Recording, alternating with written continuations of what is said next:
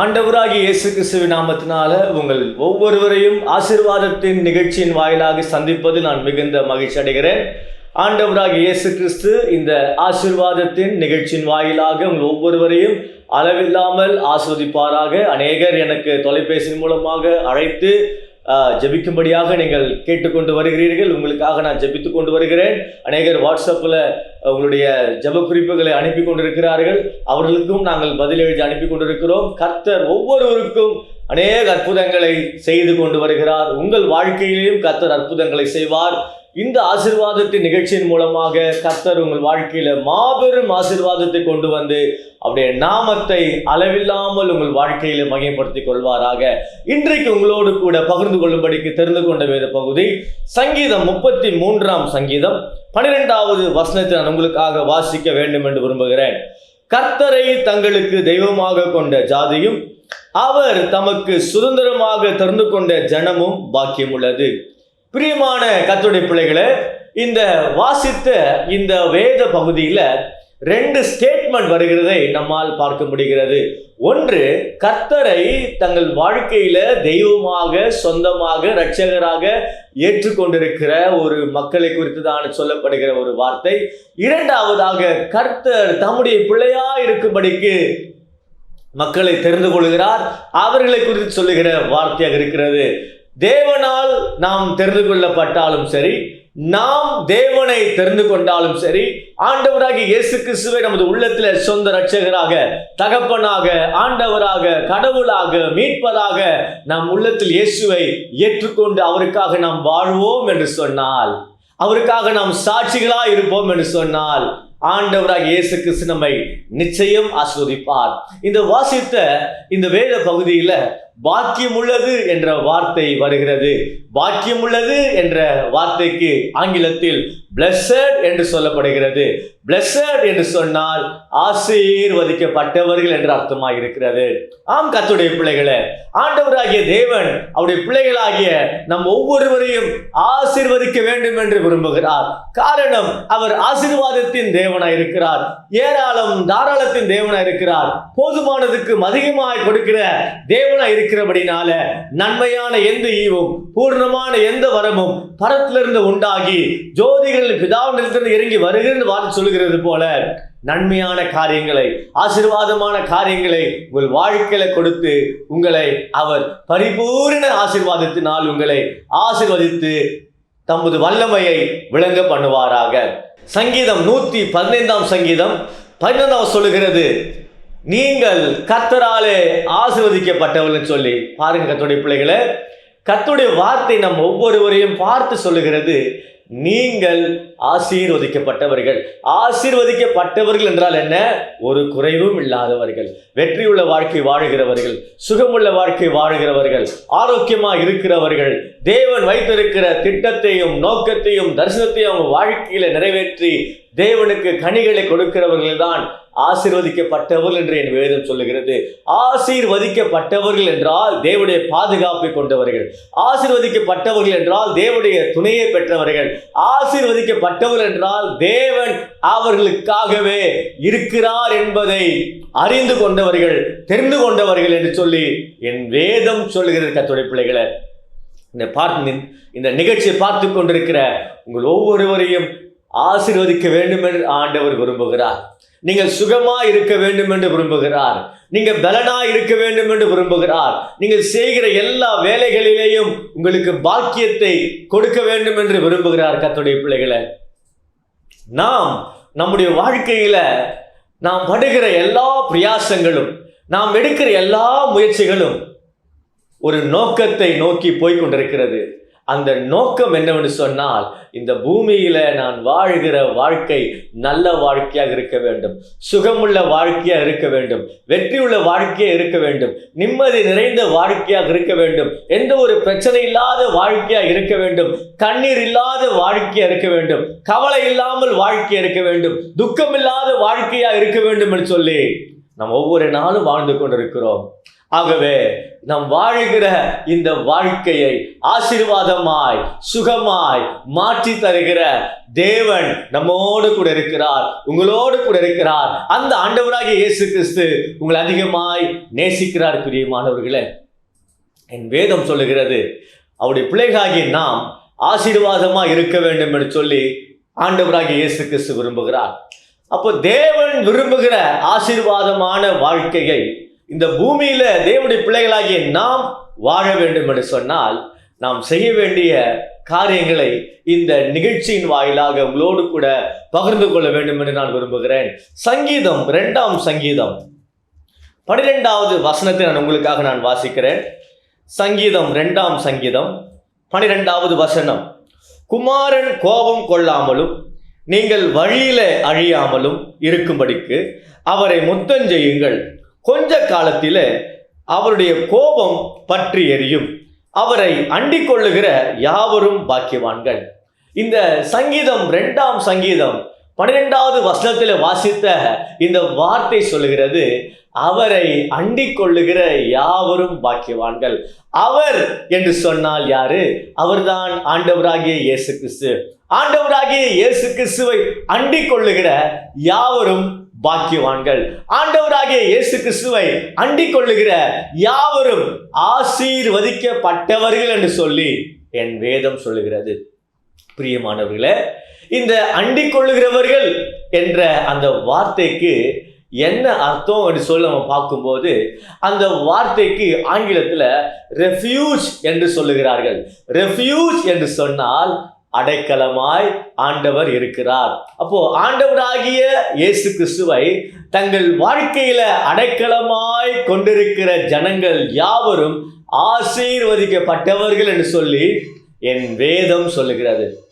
அப்போ அடைக்கலம் என்று சொன்னால் நாம் நம்பி வந்தடையத்தக்க அடைக்கலமாய் இருக்கிறார் ஆண்டவராகிய இயேசு கிறிஸ்து. இயேசு சொல்லுகிறார், வருத்தப்பட்டு பாரம் சுமக்கிறவர்களே, நீங்கள் எல்லாரும் என்னிடத்தில் வாருங்கள், நான் உங்களுக்கு இளைப்பாறுதல் தருகிறேன் என்று சொல்லுகிறார். நம்ம வாழ்க்கையில ஒரு நிம்மதி வேண்டும் என்று சொன்னால், நம்ம வாழ்க்கையில ஒரு சந்தோஷம் வேண்டும் என்று சொன்னால், நம்ம வாழ்க்கையில ஒரு மகிழ்ச்சி வேண்டும் என்று சொன்னால், நம்ம வாழ்க்கையில ஒரு வெற்றியை, நமது வாழ்க்கையில ஒரு வெற்றியுள்ள வாழ்க்கை வேண்டும் என்று சொன்னால், நமது வாழ்க்கையில சுகம் வேண்டும் என்று சொன்னால், நம்முடைய வாழ்க்கையில ஆரோக்கியம் வேண்டும் என்று சொன்னால், ஆண்டவராகிய இயேசுவாகிய அடைக்கலத்திற்குள்ளாக நாம் வரும்பொழுது ஆசீர்வாதமாய் நாம் இருப்போம். என் வேதம் சொல்லுகிறது, சங்கீதம் 46ஆம் சங்கீதம் 1வது வசனம். தேவன் நமக்கு அடைக்கலமும் பலனும் ஆபத்து காலத்தில் அனுகூலமான துணையுமானவர். என் வேதம் சொல்லுகிறது, தேவன் நமக்கு அடைக்கலமும் பலனும் ஆபத்து காலத்தில் துணையுமானவர். பிரியமான கர்த்தருடைய பிள்ளைகளே, என் வேதம் சொல்லுகிறது, தேவன்தான் அடைக்கலமாய் இருக்கிறார். தேவன்தான் நமக்கு பாதுகாப்பாய் இருக்கிறார். சங்கீதக்காரனாகிய தாவீது சொல்லுகிறார் 91ஆம் சங்கீதத்துல, உன்னதமானவரின் மறைவில் இருக்கிறவன் சர்வ வல்ல நிழலில் தங்குவான்.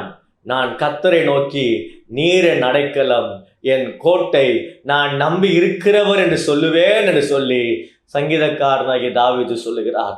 என்னை கேட்டுக்கொண்டிருக்கிற கர்த்தருடைய பிள்ளைகளே, வாழ்க்கையில நீங்கள் எதிர்பார்த்திருக்கிற, நீங்கள் வாஞ்சித்து கொண்டிருக்கிற, நீங்கள் படுகிற எல்லா பிரயாசங்களுக்கும் தீர்வை பெறக்கூடிய ஒரு இடம் உண்டு. அந்த இடம்தான் ஆண்டவராகிய இயேசு கிறிஸ்து. அந்த இடம்தான் ஆண்டவராகிய இயேசு கிறிஸ்து உங்களுக்கு அடைக்கலம் கொடுக்கிற இடமா இருக்கிறது. அப்ப ஆண்டவராகிய இயேசு கிறிஸ்துவை அண்டிக் கொள்ளுகிற யாவரும் பாக்கியவான்கள். நீங்க பாக்கியவானா இருக்க வேண்டுமா? பாக்கியவதியா இருக்க வேண்டுமா? ஆசீர்வதிக்கப்பட்ட ஒரு மனிதனாக இருக்க வேண்டுமா? ஆசீர்வதிக்கப்பட்ட ஒரு மகளாக இருக்க வேண்டுமா? ஆசீர்வதிக்கப்பட்ட ஒரு குடும்பமாக இருக்க வேண்டுமா? நீங்க செய்கிற தொழில் ஆசீர்வாதமா இருக்க வேண்டும் என்று சொன்னால், நமக்கு அடைக்கலத்தை தருகிற ஆண்டவராகிய இயேசுவிடத்தில் வரும் பொழுது நாம் ஆசீர்வதிக்கப்படுவோம். என் வேதம் சொல்லுகிறது, தேவனுடைய நாமம் பலத்த துருகம், நீதிமான் அதற்குள் ஓடி சுகமாய் இருப்பான் என்று என் வேதம் சொல்லுகிறது. கர்த்தருடைய பிள்ளைகளே, ஆண்டவராகிய இயேசு கிறிஸ்து அடைக்கலமாயிருக்கிறார். அவரே உங்களுக்கு அடைக்கலத்தை கொடுக்க வேண்டும் என்று விரும்புகிறார். இந்த நிகழ்ச்சியை எப்படிப்பட்ட நிலையில இருந்து நீங்க பார்த்து கொண்டிருக்க எனக்கு தெரியாது. ஒருவேளை இந்த நிகழ்ச்சியை நீங்க ஹாஸ்பிட்டல் மருத்துவமனையிலிருந்து நீங்க பார்த்து கொண்டிருக்கலாம். ஒருவேளை இந்த நிகழ்ச்சியை நீங்க உங்களுடைய தொழில் ஸ்தலத்திலிருந்து நீங்க பார்த்து கொண்டிருக்கலாம். ஒருவேளை இந்த நிகழ்ச்சியை நீங்க உங்க வீட்டில இருந்து பார்த்து கொண்டிருக்கலாம். ஒருவேளை இந்த நிகழ்ச்சியை நீங்க உங்க மொபைல் போன் வழியாக நீங்கள் பார்த்து கொண்டிருக்கலாம். என்னை கேட்டுக்கொண்டிருக்கிற கர்த்தருடைய பிள்ளைகளே, நீங்க உங்கள் வாழ்க்கையில நீங்கள் தேடுகிற எல்லா தீர்வுக்கும் பதிலா, நீங்கள் வாழ்க்கையில தேடுகிற எல்லா தீர்வுக்கும் பதிலை பெற்றுக்கொள்ளக்கூடிய ஒரு இடம்தான் ஆண்டவராகிய இயேசு கிறிஸ்து.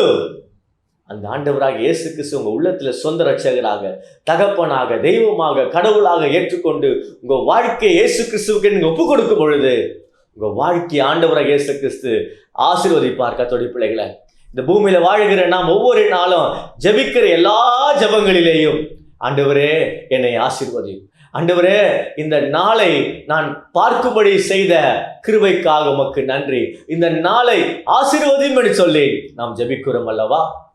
காலையில சாப்பிடும் பொழுது ஆண்டவரே இந்த ஆகாரத்துக்காக நன்றி, இந்த ஆகாரத்தை ஆசீர்வதியும் என்று சொல்லி நாம் ஜெபிக்கிறோம் அல்லவா? எல்லா வேலைகளிலேயும் நாம ஜெபிக்கிற எல்லா ஜெபங்களிலேயும் ஆண்டவரே ஆசீர்வதியும், இயேசுவே ஆசீர்வதியும் என்று சொல்லி நாம் ஜெபித்து கொண்டிருக்கிறோம். காரணம், இந்த பூமியில நான் நல்லா இருக்கணும். ஆண்டவராகிய இயேசுவே, ஆண்டவராகிய இயேசுவே, நீர் என்னை இந்த பூமியில நல்லா வைத்துக் கொள்ளுங்கப்பா, என்னை வாழ வைங்க ஆண்டவரே, என்னை அழகு பாருங்க ஆண்டவரே என்று சொல்லி நாம் ஒவ்வொரு நாள் ஜெபித்து கொண்டிருக்கிறோம் அல்லவா? உங்கள் வாழ்க்கையில நீங்கள் ஜெபிக்கிற எல்லா ஜெபங்களுக்கும் ஆண்டவராகிய இயேசு கிறிஸ்து பதிலை கொடுக்க ஆயத்தமா இருக்கிறார். அப்படிப்பட்ட பதிலை நீங்கள் பெற்றுக்கொள்ள வேண்டும் என்று சொன்னால் அடைக்கலமாகிய இயேசு வண்டைக்கு நீங்கள் வர வேண்டும். இயேசு வண்டைக்கு நீங்கள் வரும் பொழுது உங்கள் வாழ்க்கையில ஆண்டவராகிய தேவன் ஆசீர்வாதங்களை கொடுக்கிற தேவனாய் இருக்கிறார். இந்த ஆசீர்வாதத்தை நாம் பெற்றுக்கொள்ள வேண்டும் என்று சொன்னால் இயேசு கிட்ட வந்தாதான் முடியும், இயேசு வண்டையில வந்தாதான் முடியும். பாருங்க, ஆண்டவராய் இயேசு கிறிஸ்து பூமியில் வாழ்ந்த பொழுது நன்மை செய்கிறவராய் சுற்றி திரிந்தார். அவர் இருக்கிற இடம் தேடி அநேக ஜனங்கள் வந்து நன்மையை பெற்றுக்கொண்டார்கள், சுகத்தை பெற்றுக்கொண்டார்கள், அற்புதங்களை பெற்றுக்கொண்டார்கள், தங்கள் வாழ்க்கைக்கு தேவையான சத்தியங்களை பெற்றுக்கொண்டார்கள், வாழ்க்கைக்கு தேவையான தேவனுடைய ஆசீர்வாதங்களை பெற்றுக்கொண்டார்கள். இந்த நிகழ்ச்சியை பார்த்து கொண்டிருக்கிற நீங்கள் ஆசீர்வாதமா இருக்கணுமா? நீங்க செய்வதெல்லாம் வாய்க்க வேண்டும் என்று சொன்னால், உங்க குடும்பம் நல்லா இருக்க வேண்டுமா? உங்க பிள்ளைங்க நல்லா இருக்க வேண்டுமா? உங்க வியாபாரம் நல்லா இருக்க வேண்டுமா? நீங்க செய்கிற எல்லா காரியமும், நீங்க செய்கிற எல்லா வேலையும் ஆசீர்வாதமா இருக்க வேண்டுமா? நீங்க செய்ய வேண்டிய ஒரே ஒரு காரியம், அடைக்கலம் ஆகிய இயேசு வண்டைகளை நீங்கள் வரும் பொழுது நீங்கள் ஆசீர்வாதமாக இருப்பீர்கள். அதைதான் என் வேதம் சொல்லுகிறது. அவரை அண்டிக் கொள்ளுகிற யாவரும் பாக்கியவான்கள். அண்டிக் கொள்ளுதல் என்றால் என்ன? அடைக்கலமாகிய ஆண்டவரிடத்தில் வருகிற யாவரும் பாக்கியவான்கள் என்று சொல்லி என் வேதம் சொல்லுகிறது.